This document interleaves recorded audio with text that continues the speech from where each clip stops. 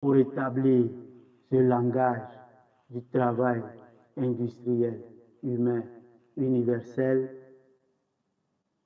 nous devons passer par le livre, la guider et demander à établir le langage nouveau qui nous permet d'extérioriser dans les signes du mystère les lettres qui peuvent être utilisées par Dieu, qui remplissent nos cœurs du pouvoir, du savoir-faire et du pouvoir faire la paix, qui est la religion unique qui nous a instaurés sur la terre. Et donc, le troisième point de chute de l'agenda 2030 de l'ONU dit afin que chaque être humain, c'est-à-dire éradiquer la pauvreté, partager la planète, c'est-à-dire partager la planète et faire en sorte que chaque être humain vive en paix et dans la prospérité. C'est toute la Torah, toute la Bible ou l'Évangile, tout le Coran.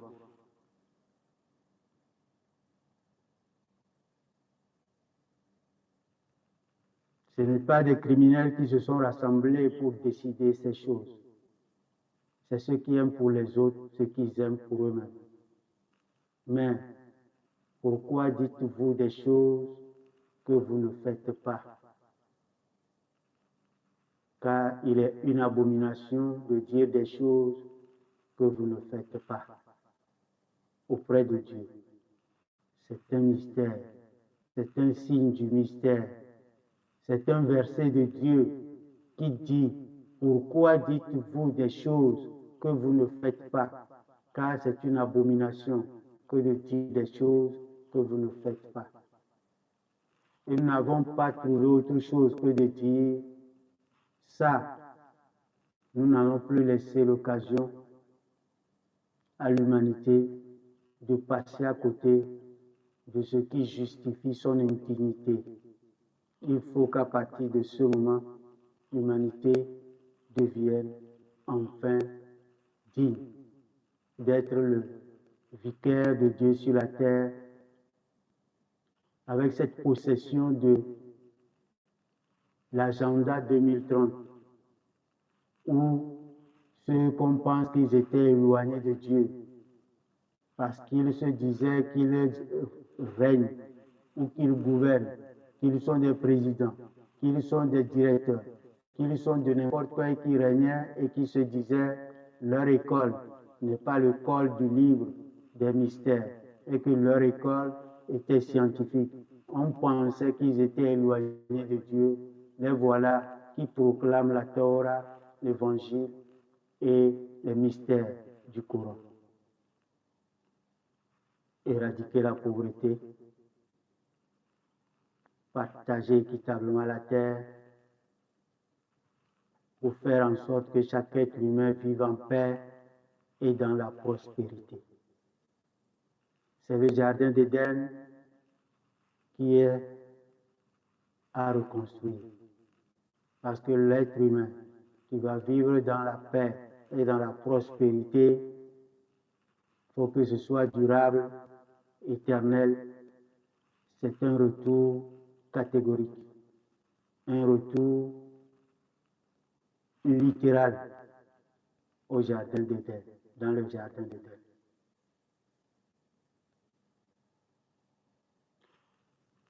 Pour que l'humanité se restitue enfin sa dignité, nous avons à réfléchir sur les noms que nous donnons aux choses, les noms que nous portons, et qu'on sache, que nous sachions que c'est tous les mystères du divin en nous que nous portons à travers ces noms. Pourquoi nous disons des choses que nous ne faisons pas? car c'est une abomination que de dire des choses qu'on ne fait pas. Et nous avons compris que dans les noms, les signes sont forts. Nous en portons un. Et so hamlon, sama, samo, qu'on va dire sama. Et so hamlon, sama, chef. Dieu m'a enseigné, moi qui, moi, Samo, le peuple, l'humanité tout entière, la société entière des humains. Pourquoi? Pour que je sois le chef. Il m'a enseigné pour que je sois le chef des biens, des produits et des services, des choses entières qui satisfont sur la terre, dans le jardin d'Éden, mes besoins, mes utilités, pour la paix, pour ma paix qui est la religion établie entre Dieu et moi, la religion originelle qui n'a bougé d'aucun iota. Depuis qu'elle existe, elle n'a qu'attendu que je fasse le chemin de l'Éden à l'Éden et à travers le mystère du chemin droit que je retrouve cette religion originelle. La paix et la prospérité qui signifie l'amour de Dieu entièrement. La reconnaissance entière que tout ce qui m'est attribué a un attributeur. L'adorer, mon Créateur, dont je suis l'adorateur. Et cette reconnaissance n'est que l'amour que je vois transcender toutes les limites de quelqu'un qui, lorsque je fais tous les calculs, je me vois en incapacité de donner la contrepartie de ce que je reçois de lui. Ce n'est que en établissant le marché que je comprends que lorsque dans mon panier, je reçois autant, je reçois tellement que je qualifie de ce que je reçois à partir de ce que moi j'en donne comme une goutte d'eau dans la mer. En ce moment, je reconnais celui qui m'attribue cette grande partie contre ma petite infime partie. Ma petite et infime partie, auquel il peut même s'en passer encore, et justement il s'en passe. Je ne peux que ouvrir mon être, âme, esprit et corps pour sentir l'amour de cette personne face à moi par sa générosité, sa noblesse entière, par sa miséricorde, son amour infini. C'est ça, quand je découvre cela dans le titre de marché, dans le sens de recevoir gratuitement. C'est ça qui est l'amour de Dieu. Quand je reconnais, je suis satisfait, abondé de tout cela. J'établis une liaison d'amitié, d'amour, de toute l'alliance dans tout son ensemble envers cette réalité. Ce n'est pas un mystère autre que ça quand on dit d'avoir l'amour de Dieu. Je ne peux pas avoir l'amour de Dieu quand je ne suis pas au jardin d'Éden.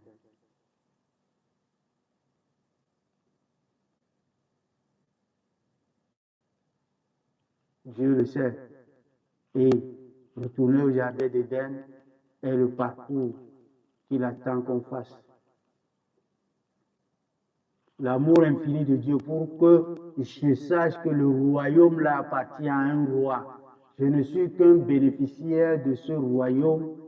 Il fallait que le royaume des cieux soit établi avec la table servie tous les jours, soit un festin pour moi. Et quand je tourne à côté, c'est un festin pour tous les autres. Donc je ne porte aucun effort sur mon épaule. C'est là la destination eschatologique sur la terre, afin que lorsque nous trépassons, nous mourons, puisque c'est certain que nous allons passer de l'Éden sur terre pour le paradis.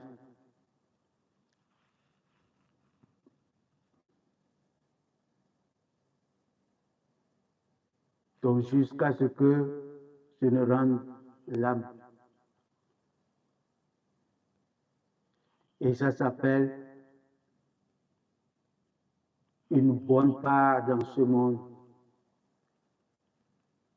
Une bonne part dans ce monde. La paix et la prospérité, loin de la pauvreté, loin du mauvais partage des richesses de la terre, c'est une bonne part dans ce monde. Et Dieu dit, demandez-moi autour de la maison sacrée, quand vous faites les tours autour de la maison sacrée, demandez-moi de vous attribuer une bonne part dans ce monde.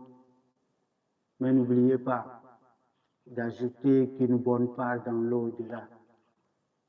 Puisque le monde, la bonne part dans ce monde, prélude à la bonne part dans l'autre.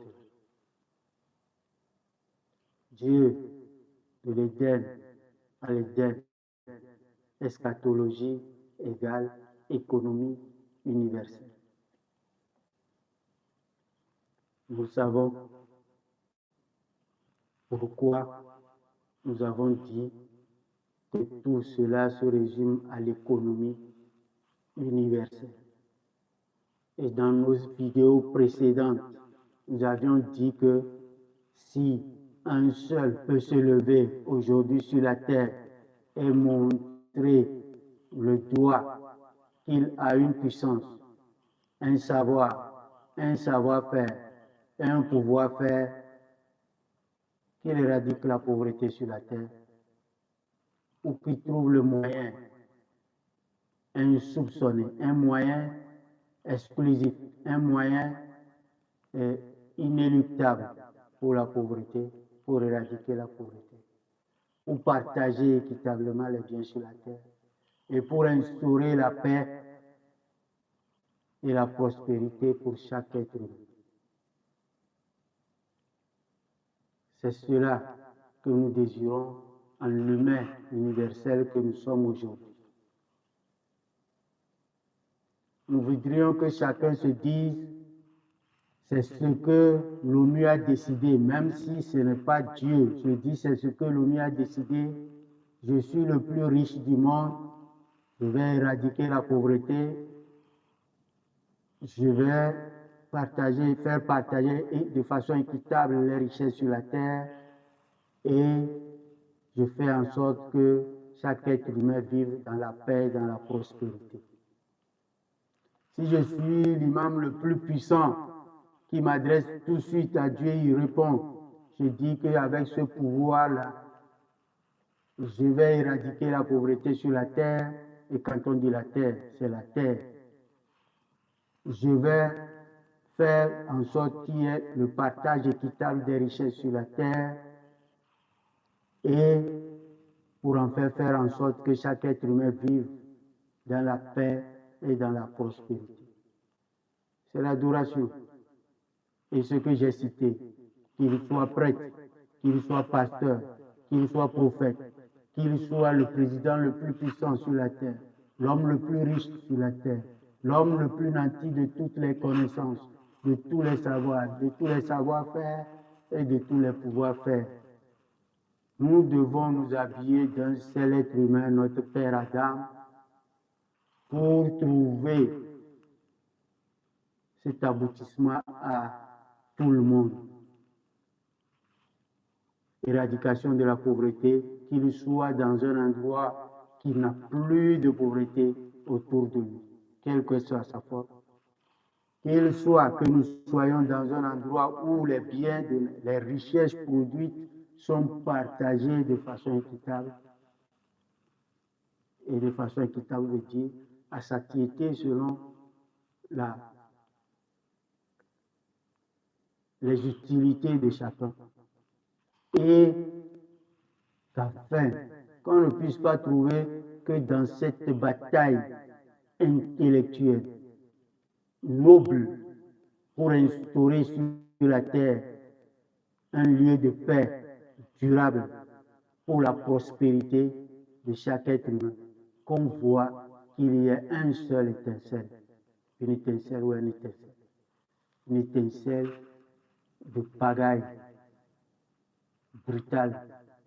brutalité, guerrière, violente, elle n'aura pas son sens. Pourquoi? Parce qu'on ne partage pas équitablement. Ça n'aura pas son sens. Parce qu'il y a un système qui voudrait que moi je sois et lui ne soit pas. Il n'y aura plus son sens. Donc en travaillant pour l'outil de développement durable, nous nous sommes dit que seul Dieu peut venir en nous pour nous transformer en l'humain qui aime pour l'autre ce qu'il aime pour lui-même,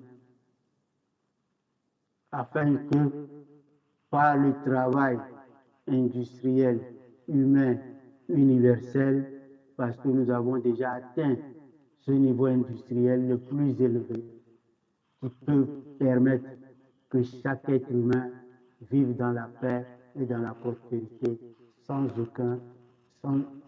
heurts. Ce n'est plus une Bible, ce n'est plus un Coran, ce n'est plus un livre de Dieu. C'est nous-mêmes, nous avions en nous cette écriture. Et nous sommes, en envoyant nos représentants autour de la tribune où Dieu n'est pas absent pour faire ses décisions, et il a mis la main dessus. Mais pourquoi dites-nous des choses que nous ne faisons pas? Et Dieu vient à notre secours. Ça fait une deuxième fois. Nous avons pris 15 ans pour faire les OMD. Et nous avons pris encore 15 ans pour faire les ODD. Est-ce à dire que l'humanité a fini par perdre sa dignité, est incapable de venir, qu'on voit la terre de l'Est à l'Ouest, du Sud au Nord, aucun endroit où on trouve la pauvreté. Parce que la technologie, l'industrie et tous les savoir-faire, les pouvoirs-faire financiers, les moyens d'échange et toutes les techniques dont nous avons besoin existent déjà, et chaque terre peut être atteinte en des temps records pour que soit distribué partout ce savoir-faire, ce pouvoir-faire, la manière d'éradiquer la pauvreté et de partager équitablement ces connaissances qui sont devenues le travail industriel humain universel, pour que sur place, la personne puisse vivre en paix et dans la prospérité. Chaque personne sur la terre. Donc, en disant que nous avons cet outil aujourd'hui qui s'appelle le TIHU, nous n'avons pas prononcé un mot malveillant. Nous n'avons pas mis à l'écart le plus faible. Nous n'avons pas mis à l'écart le plus fort. Nous sommes tous revêtus de la peau de notre ancêtre Adam et nous nous demandons tous de restituer notre dignité en prenant du divin le savoir-faire et le pouvoir-faire qui nous a été arraché au jardin d'Éden en tombant, pour que nous disions que nous nous sommes restitués cela en retrouvant le jardin d'Éden sans pauvreté, sans guerre. Sans guerre veut dire un bon partage des richesses sur la terre.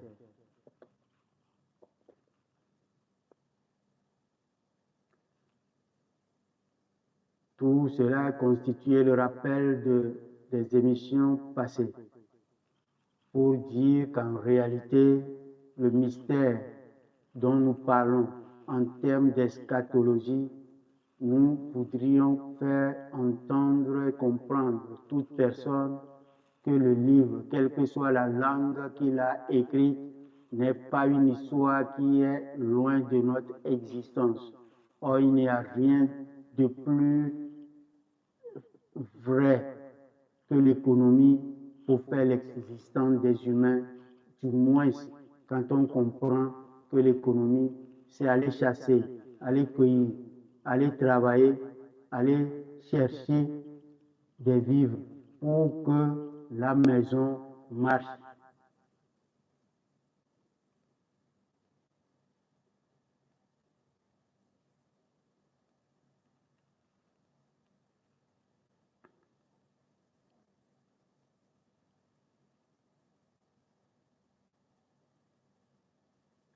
Et donc, dans notre parcours, nous avons pris les noms et nous étions au nom de Ève. Et de Ève, nous avons pris le E, le dernier, pour éternel, perpétuel, durable. Il s'agissait de la monnaie, le marché, qui est le monnayage de ce que nous possédons de droit pour obtenir contre ce que possèdent les autres de droit. La monnaie veut dire que ça. Le marché ne veut dire que la monnaie. Et jamais la monnaie n'est extérieure au bien échangé. Et lorsque nous avons couronné une monnaie capable de vivre, d'exister sans être virtuelle, donc elle va extraire le pouvoir des biens ou la capacité même de posséder et d'échanger. Et nous avons dit que l'économie, l'échange éternel, c'est que la monnaie de cet échange de marché soit virtuelle, même si on n'a pas de technologie pour virtualiser, qu'on sache que les chiffres qui permettent d'échanger, ces chiffres-là sont des notions virtuelles. Et lorsqu'on le porte sur un support, si ce support devient en soi la chose, nous avons la désinformation et nous avons l'injustice qui s'installe. Nous avons donc ce que nous appelons l'égarement, ce que nous avons appelé le Satan, parce que il finira par prendre notre adoration. S'il ne vient pas, il n'est pas là, on n'aura rien. Et lorsqu'il vient donner toutes choses, nous lui confessons notre adoration. Et nous faisons tout pour lui, pour obtenir l'agrément de cet argent qui doit être avec nous, qui doit venir à nous. Mais lorsque nous comprenons désormais que c'est un esclavage indu, c'est le fait de se transformer soi-même en esclave à celui qui doit être notre esclave. Et tout ça, c'est ça que le livre, les mystères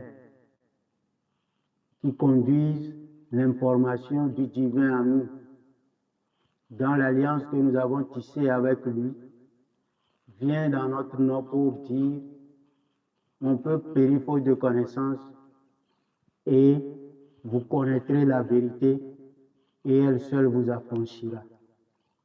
De quoi? Elle vous affranchira de votre ignorance.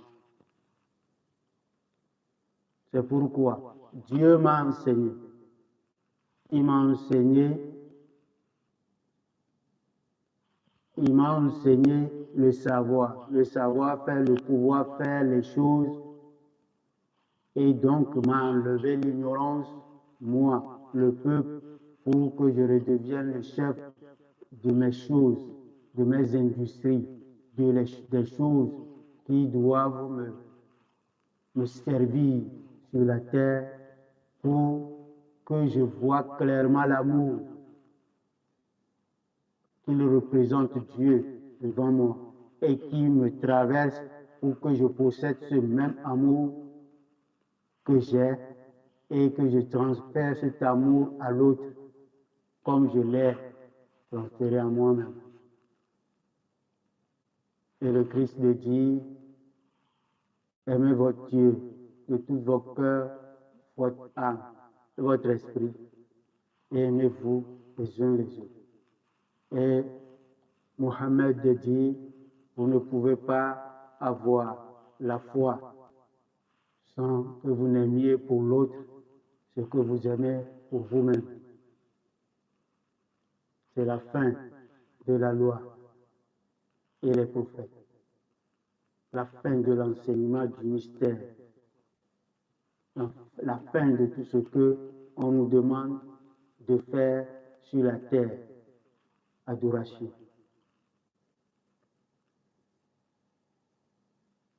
Donc, le V qui est la vérité.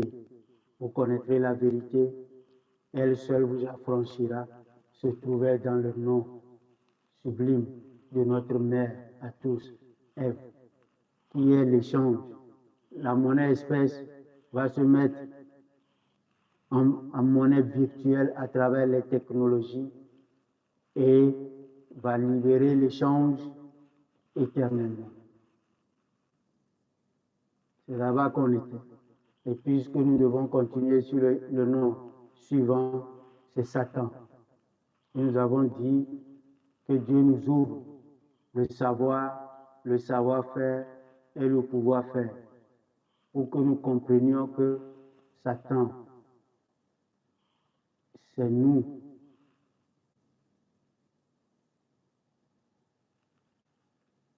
C'est nous. Satan en nous, c'est nous-mêmes. Il n'y a pas un autre, puisqu'il va dissoudre quand nous allons le libérer. Par quoi? Par la vérité. La vérité a apparu, le faux a disparu. La vérité a apparu, le faux a disparu. Et le faux est appelé à disparaître. C'est le mystère du livre, ainsi que je répète comme ça. La vérité a apparu, le faux a disparu. Le faux est voué à disparaître. Ce n'est pas moi qui ai fait. Ce n'est pas vous qui allez le faire. Mais nous avons eu cette promesse, c'est l'eschatologie. Le livre, c'est l'eschatologie. Le mystère, c'est l'eschatologie. Ça doit arriver et il est arrivé que la vérité a apparu par le livre. Le faux a disparu. Et or, nous avons perdu le langage qui va nous permettre de prendre notre place, reprendre notre place de chefferie, de lieutenant sur la terre, de vicaire sur la terre, et nous ne prendrons cette place qu'en devenant connaisseurs de la vérité. Le connaisseur de la vérité. Et nous serons